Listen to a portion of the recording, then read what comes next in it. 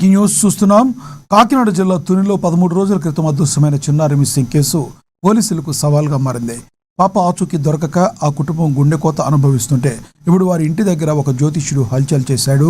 అది తీవ్ర కలకలం రేపింది. గద్వాలకు చెందిన అఘోరి తిమ్మప్ప అనే వ్యక్తి తానేదో జ్యోతిష్యుడినంటూ చిన్నారి ఇంటి చుట్టూ తిరుగుతూ హడావుడి చేస్తున్నాడు. పూజలు చేస్తే పాప తిరిగి వస్తుంది, లేదు లేదు పాప భూదేవులు కలిసిపోయిందంటూ విచిత్ర వ్యాఖ్యలు చేస్తూ ఆ కుటుంబ సభ్యులను తీవ్ర భయాందోళనకు గురి చేస్తున్నాడు. అంతటితో ఆగకుండా నిన్న రాత్రి సదరు జ్యోతిష్యుడు చిన్నారి ఇంటిపైనే పడుకుని వింతగా ప్రవర్తించినట్లు సమాచారం.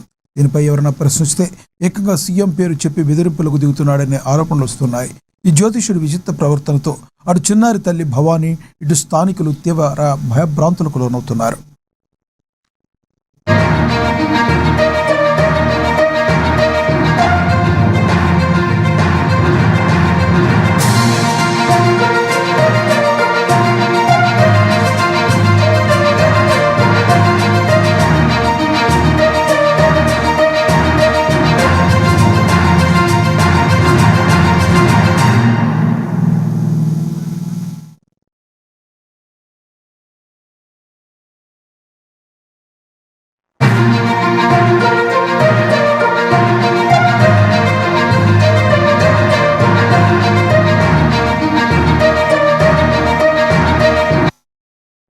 కాకినాడ జిల్లా తునిలో 13 రోజుల క్రితం అదృశ్యమైన చిన్నారి మిస్సింగ్ కేసు ఇప్పుడు పోలీసులకు సవాల్గా మారింది. పాప ఆచూకీ దొరకడం ఆ కుటుంబం గుండె కోత అనుభవిస్తుంది.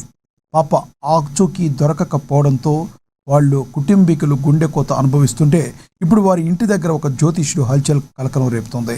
గద్వాలకు చెందిన అఘోరి తిమ్మప్ప అనే వ్యక్తి తానేదో జ్యోతిష్యుడినంటూ చిన్నారి ఇంటి చుట్టూ తిరుగుతూ హడావుడి చేస్తున్నాడు. ఇదే విషయానికి సంబంధించి మరింత సమాచారాన్ని మా ప్రతినిధి శ్రీనివాస్ ఫోన్ ద్వారా అందిస్తారు. శ్రీనివాస్, చెప్పండి, ఎవరి తిమ్మప్ప, ఎవరి జ్యోతిష్యుడు, అసలు ఏం చెప్తున్నాడు?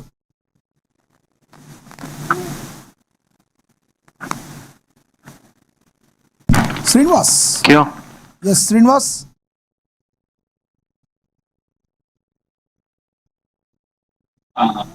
Thank you Lakshmi Rao. కాకినాడ జిల్లాలో తునిలో ఒక చిన్నారి అదృష్టమైన కేసు పోలీసులకు సవాలుగా మారింది. చిన్నారి కనిపించకుండా 13 రోజులు గడిచిన ఇప్పటికీ ఆమె ఆచూకీ లభించలేదు. చిన్నారి జ్ఞానేశ్వరి ఇదే సమయంలో గద్వాల్కు చెందినట్లు చెప్పుకుంటున్న అఘోరి జ్యోతిష్యుడు చిప్పమ్మ చిన్నారి ఇంటి వద్ద వచ్చి కలకలం రేపాడు. పూజలు చేస్తే చిన్నారి తిరిగి వస్తుందని, మరోవైపు పాప భూదేవుడు కలిసిపోయినటువంటి వ్యాఖ్యలు చేస్తూ కుటుంబ సభ్యులు భయాందోళనకు గురి చేశాడని ఆరోపణలు వస్తున్నాయి. ఇప్పుడు ఇంటి చుట్టూ తిరగడం, రాత్రి ఇంటిపై పడుకోవడం వంటి విచిత్ర ప్రవర్తనతో స్థానికుల్లో ఆందోళన పెరిగింది. తనను ప్రశ్నించిన వారిని ముఖ్యమంత్రి పేరు చెప్పి బెదిరించడానికి కూడా స్థానికులు చెప్తున్నారు. ఈ వ్యవహారంలో చిన్నారి కుటుంబ సభ్యులు తీవ్ర మానసిక ఒత్తిడి గురైందని, పిల్లలతో కలిసి రాత్రులు నిద్రపోలేకపోతున్నామని తల్లి భవాని వాపనడు సమాచారం ఇస్తున్నాడు లక్ష్మీనాథ్. Thank you Srinivas.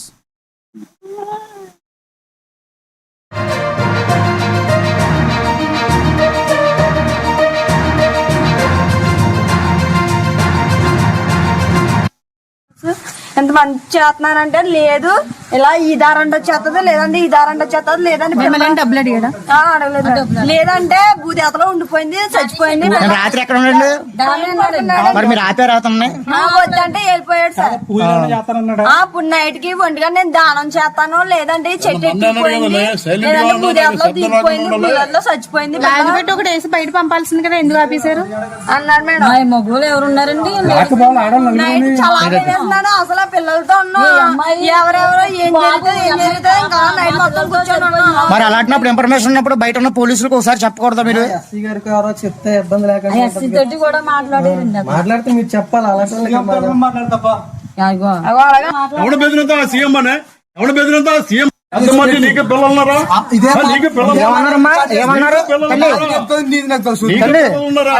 ఇదే మాట